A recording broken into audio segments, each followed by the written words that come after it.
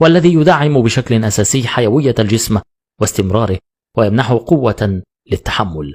وبدأ تسليط الضوء في وسائل الإعلام على فطر الكورديسبيس، والذي يتحدث عنه رون تيغاردين، وهو عالم متخصص في الوعي الصحي، قائلا أنه عشب لا مثيل له. يعتبر فطر الكورديسبيس في آسيا بمثابة منشط رياضي قوي، إنه لا يحتوي على مكونات ستيرويدية، لكنه يحسن الأداء وقدرة بناء العضلات بشكل أكبر.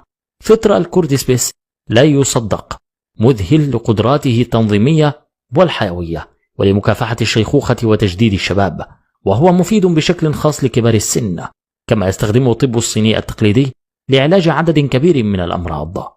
أظهرت العديد من الاختبارات والدراسات السريرية قدرة فطر الكورديسبيس على علاج أمراض الجهاز التنفسي والخلل الوظيفي، بما في ذلك الربو ومرض الانسداد الرئوي المزمن والتهاب الشعب الهوائية. وآخر الدراسات الصيدلانية والسريرية والأبحاث الحديثة اجتمعت جميعا بناء على تجارب سريرية، خرجوا بقائمة من الفوائد لهذا الفطر الذي أطلقوا عليه الفطر المعجزة. يقوي مناعة الجسم ويحميه من الإصابة بالأمراض.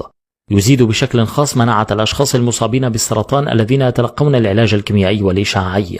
يقوي الجسم بشكل عام ويمنحه الطاقة والحيوية. يعالج آلام الظهر. يعالج التهاب الأعصاب. يخلص الجسم من آثار إدمان الأفيون.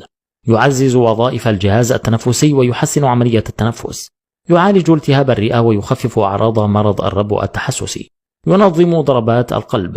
يعزز وظائف الكبد، كما يعالج التهاب الكبد الوبائي من النوع باء، كما يعالج التليف. يحافظ على صحة الكلى ويعالج اعتلال وظائف الكلى، ويلعب دورا فعالا في حالة الإصابة بالفشل الكلوي، كما يساهم في علاج الجسم من الأمراض المزمنة. يقلل نسبة الكوليسترول الضار في الدم، ويخفض من نسبة الدهون الثلاثية، ويرفع نسبة الكوليسترول النافع.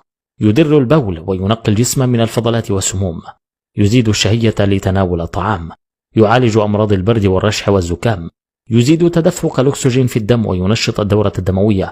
يقوي القدرة الجنسية عند الرجال وينظم إفرازات الهرمونات الجنسية. يزيد استجابة خلايا الجسم لهرمون الإنسولين، مما يساعد على تنظيم مستوى السكر في الدم. بشكل عام يؤخذ فطر الكورديسبيس كمنشط مرتين في اليوم من 2 إلى 7 جرامات كشاي.